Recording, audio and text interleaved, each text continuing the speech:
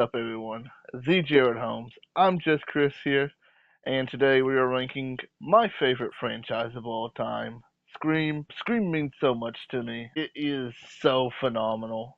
Just the story of it is just so simple. It's easy to follow. Saying it's one of the greatest franchises. Chris, do you want to speak on the Scream franchise before we get into our number six? I think the Scream franchise in itself is very influential on especially 90s slasher flicks because so many of them were based back in the 80s that Scream was really the first pivotal one that people could follow along with. And, it carried over the years into, they're working on Scream 7 right now to come out next year. Like, it's decades of these movies and it's hit every time. So, yes, today we are blind ranking the Scream movies, and I feel like we're going to be fairly on par. I do as well. We kind of discussed it a little bit before I'm we still see started that's the recording. thing. Not too much. We I'm just got still done kind of torn. We just got done watching That Scream 6, literally like 15 minutes ago. It was my second watch. It was Chris's first watch, so that we will not use recency bias in yeah, this ranking. no, I yes. But here we go with our ranking. My number 6, at the bottom of the barrel, is a movie that I used to love. A movie that I used to defend heavy. I rewatched it as I've been watching these to prepare for our Scream rankings. Scream 3. An absolute garbage, trash, disgusting, vile film that did nothing to elevate this franchise. In fact, it hurt the franchise. That voice recorder was some of the dumbest stuff in movie history. Also, not a big fan of Roman as a killer, which we will be ranking our Ghostface killers, which you can find this Wednesday on the Scaranoia YouTube channel here. But all around Scream 3, none of the side characters were really that interesting. Outside of Sydney, Dewey, and Gail, I felt like none of the characters mattered. It felt like there were no stakes in this, really. Like, at all. Like, most of the Scream movies, you feel that the stakes, you feel immersed into the universe, and this, I was just ready for the credits. So, 3, Scream 3 is the bottom of the barrel for me. Chris, what's your number I 6 have to ranking? agree. I have to agree. Scream 3 was absolutely drizzling dog shit. And for me, it was the fact that they created plot points for the sake of doing it, not to add to the story. You have the Ghostface killer, what was his name? Yeah, Roman Roman Bridges, right? Bridger, It's director, by it's the way. Sydney's long lost brother. He's the mastermind behind convincing Billy and Stu to kill her mother and to go after her. Like it was unnecessary. Just like you said, the side characters nobody memorable. This is the first movie where it's post Randy and all that, where you don't have that core like group all together. I did like, not Good, to interrupt you here, I do good. apologize. One thing I did like about this, just to not be fully negative, was that Randy had a VHS tape made to How to Survive a Trilogy. I That was thought that that was was the really most cool. clever part of the movie. Yes, I did enjoy that, but I felt like it was unnecessary. It was it was definitely like trying something out.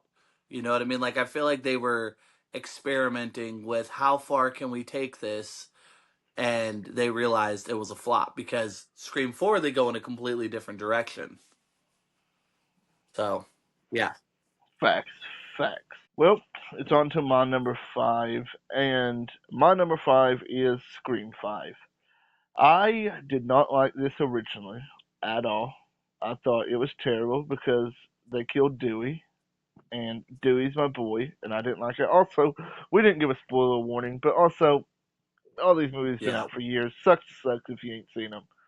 But Scream 5 was done well. Like I rewatched it the other night for the first time since walking out of the theater. Actually, I had never seen most of the film.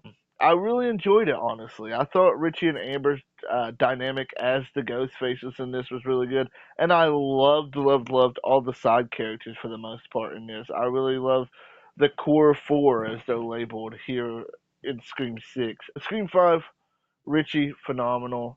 My favorite thing is how they use the legacy Mhm. characters. The way they brought in Dewey, the way they brought in Gale, the way they brought in Sydney. I thought that was done to perfection. And I know a lot of these horror franchises have these legacy sequels now, and they don't know how to use the legacy characters. But Scream Five, I think, has done it to minus Halloween 2018 has done it to perfection. My only gripe with Scream 5 is that it just felt like such a rehearse of stuff we have seen, honestly. They didn't try anything new in it, which I'm not complaining. I'm a simple man, got a mask, going around killing people. It's a whodunit. That's my favorite type of slasher. But still, if you're a fifth movie in, I mean, Scream 3 did try something. I will give them that. They did try something. But in Scream 5, it felt like they tried nothing new. And the motives were okay, I guess. Oh, we want to be famous, you know. Something we kind of saw in Scream 4 a little bit, but done with a different flair. But Scream 5, it See, gets but the like thing is, we also saw three and that a in half Scream boom. 2 as well, because aside from obviously, Nancy, what's his name? Yeah, Mickey. yeah. The whole point was he wanted to be that guy that finished it all, and he was going to be famous, and they were going to sell his story and stuff. So I feel like that aspect of it has been done before. So it kind of adds to what you're saying about like they kind of rehash a lot, but yeah, didn't mean to interrupt. What's your number See, 5? it's tough, okay? Because I loved Scream 5. I loved everything about it. I don't know if I can put it at the 5 spot though. I as much as I hate to do this, right? But I have to go with number 4. And it's here's the thing. Here's the thing. Here's the thing. Hear me out. Hear me out, okay? The dynamic of the ghost faces between.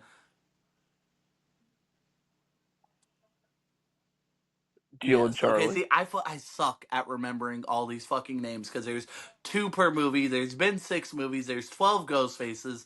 So Jill and Charlie, it was What? That's more. there's gonna be a so yeah, but the whole concept, like I love Jill's story. She's Sydney's niece. She's tired of being compared to her and all that, but the addition of Charlie, I don't know. Like the whole thing is they want to be famous, and I'll give you this: the aspect of like live streaming all the kills was very good to modernize it, but I also feel like it was a piece that didn't necessarily need to be there. Like it just felt like they were trying to. It reminded me of the Texas Chainsaw Massacre remake when they like gentrified the town and stuff. Like they were trying to modernize it.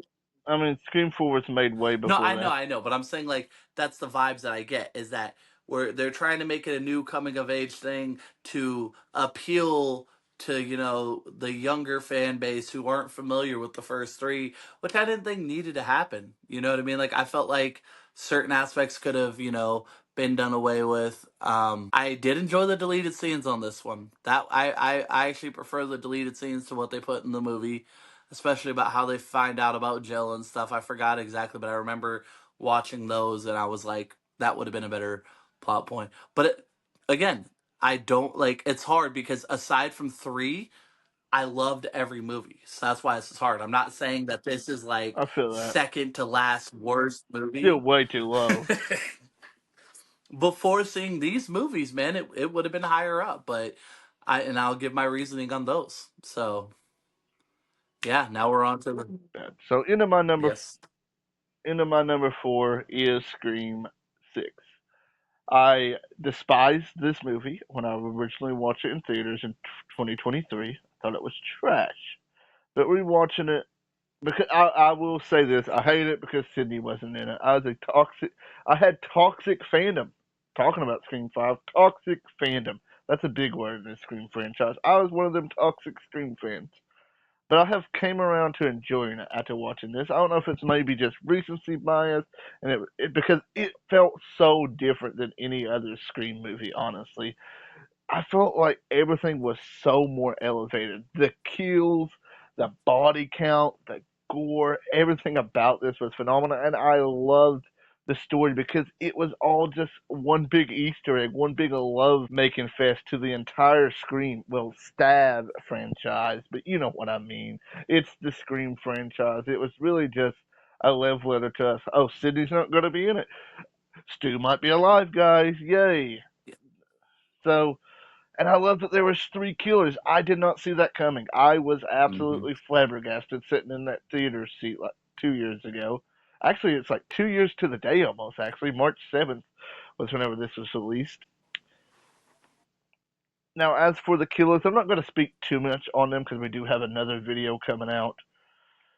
I didn't care for the killers really, but I thought it was a. I liked one of them. The other two is whatever. I was in the Um, same boat. One okay, was predictable. for sure. That's the one I like actually. I think the kills were great.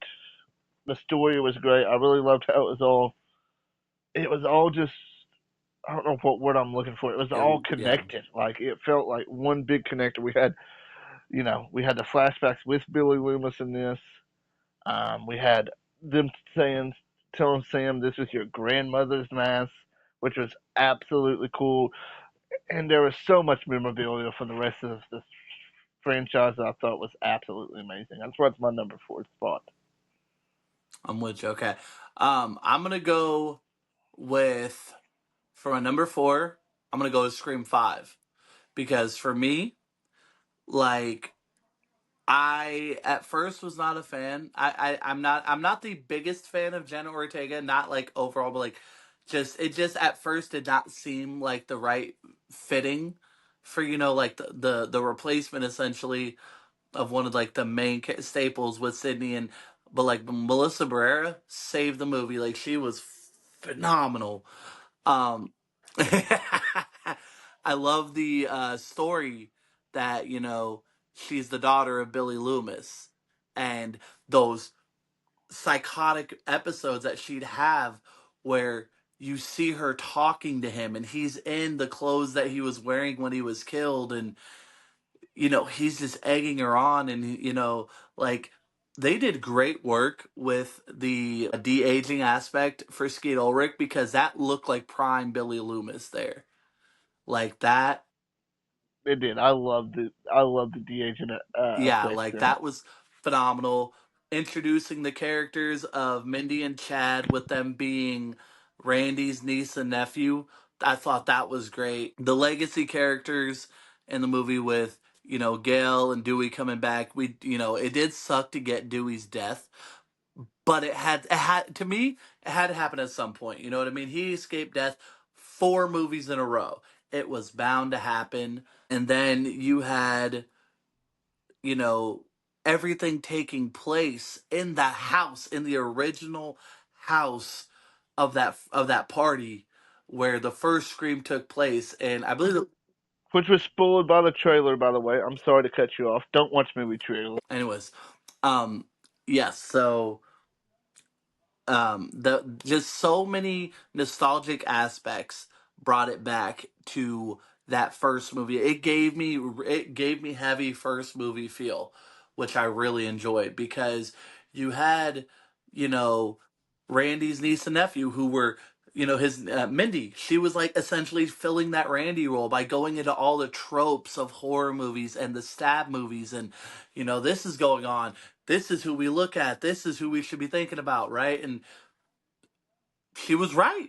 She was fucking right. Always pick the love interest. Well, we learned that's not always the case, right? But and then the killers being Richie and what was her name? Amber. Amber. Richie and Amber. I thought the story of how they came together was phenomenal. You know what I mean? Like I thought, and like that, the creativity of it. That's why it's at my number four spot. Also, for you Scream fans that's watching this, his TikTok is I'm underscore just Chris underscore 91. If y'all It's want to, I'm underscore just lecture him. underscore Chris 91. Yeah, if y'all want to lecture him on the lore of the Scream franchise, he's disrespecting our franchise, guys. What? But anyways, at number three is Scream. 2. I absolutely love Scream 2. It is such a perfect sequel. And honestly, it's a perfect stopping point for this franchise, honestly. Scream 2 is exactly how you follow up one of the greatest movies of all time. I absolutely love the setting that it's outside of a high school now into college. That's how you fucking do it. It's phenomenal. I love that they brought Billy's mom in as the killer. That absolutely rocked. Derek, who was Sydney's love interest in this, has a scene in this movie that is one of the most embarrassing scenes of all time. Whenever he stands in front of the entire cafeteria and sings to her, "You will never ever find me simping like that little bitch Derek was." But just everything just felt elevated. We got more of the relationship between Gail and Dewey in this. Like Gail and Dewey kind of like this is where they really started, their relationship. I mean, they kind of started it in one, but this is where they was like head over heels for each other, and that's one of my favorite on-screen relationships in cinema history. Mickey, less said about Mickey the better. Honestly, he's a mid killer. Honestly, Sydney does a phenomenal job in this. I absolutely love Scream 2, and if this was where they ended the franchise, I felt like it would have been a perfect stopping point. What's your My number number 3? three is the one we just watched, Scream 6. And I know that's crazy to you, right? It's like, how could you put it so high? For me, it's multiple things, okay?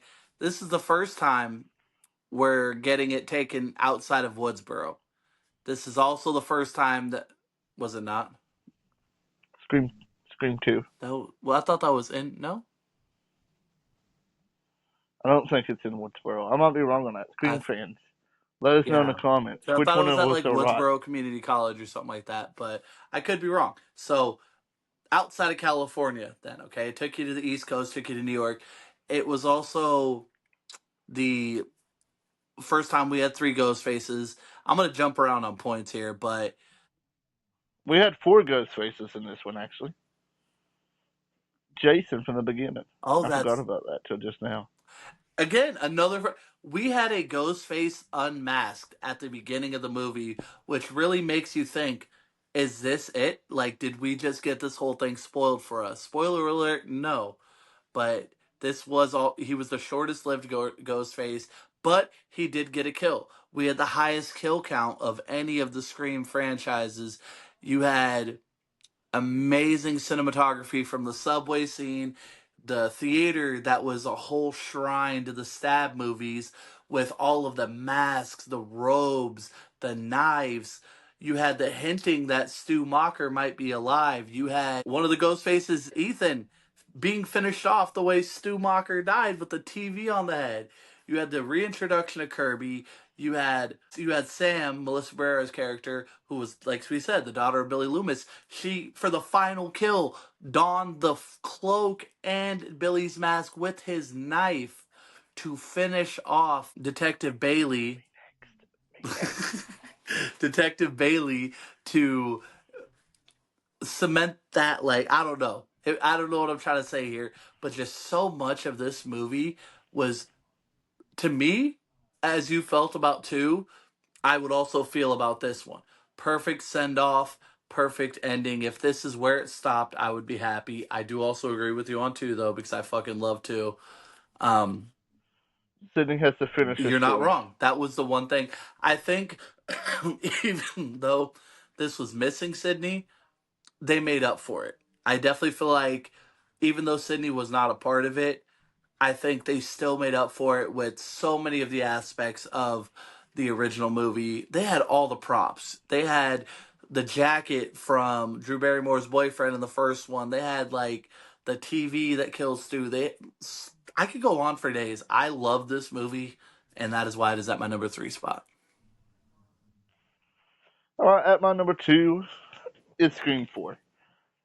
Scream 4, is it nostalgia? Yes, 100%. Scream 4 is the Scream movie of my childhood. The amount of times that I watched Scream 4 is kind of disgusting. I bet you I watched Scream 4 I've watched it at least 75 to 100 times.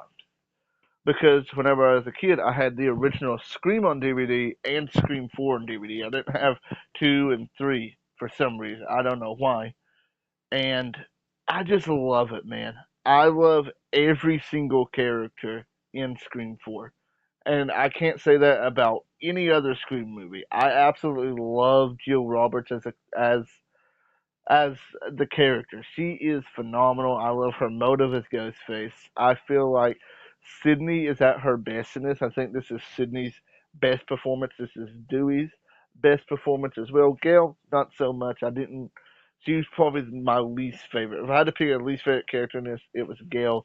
But all around, Charlie, I loved him. I love the introduction to the Kirby character. I love Kirby as a character as well. Scream 4 all around hits on every single box for me. It has a surprising Ghostface reveal that I didn't see coming. It has amazing kills. It has great characters. It has a great story. And all around, Scream 4 gets 97 big booms. Big boobs. Just kidding. I'm just kidding. For my number two spot, I have to go with Scream 2. For me, like you said, it was the perfect sequel to an already great movie. The continuity of them talking about the sequels in the class, Randy with all these other characters. You had Cotton, who was accused of murdering Sydney's mother, having a much major part in this movie after being found innocent. Just like you said, the relationship between Dewey and Gail blossomed more in this, which I thought was amazing. This was really continuing like that Dewey has nine lives, shit. Because like every other time he thought he was dead, like, but he still goes. Like Dewey was one of my favorite, like main side characters. You know what I mean? Like we got the death of Randy in this one, which I feel like out. It takes away points, but it adds points because it needed to happen at some point, and I don't think Randy was a character that could have continued on as long as Gail or Dewey or Sydney. So definitely much needed. You had the surprise that the main, like out of the of the two man group here, you've got Billy's mother, who her whole thing is getting vengeance for her son, and then you had um what's his name? Mickey. Oh my Mickey. god, I keep yes. Then you have Mickey, who his whole plot was like he was obsessed with the first one and he wanted to make a name for himself. He wanted to be famous. He wanted to be that guy. He wanted movies about him and books to be written about him. He wanted the fame that came with being Ghostface, and I thought that was very clever. It was that I mean, with it, from the first one, that was a new spin. That was the first time that this obsession came to light with the murders. So you got a whole new spin on it, a whole new take. So much more was continued, and I thought it was phenomenal. And that leaves our number one. And without a shadow of a doubt, if you have any other film as your number one in your Scream franchise ranking, you're wrong. My number one is Scream from 1996. It's not only my favorite in this franchise, it's my favorite movie of all time. I wouldn't be sitting here talking to you right now. Well, Chris, I might have because wrestling, but not really because I was a Scream fan before I was a wrestling fan.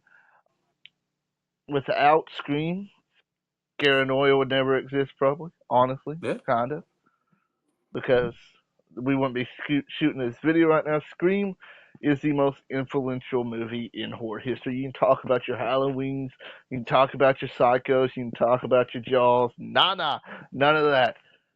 Scream is such a piece of art. It is 100% how you direct a movie. It's how you.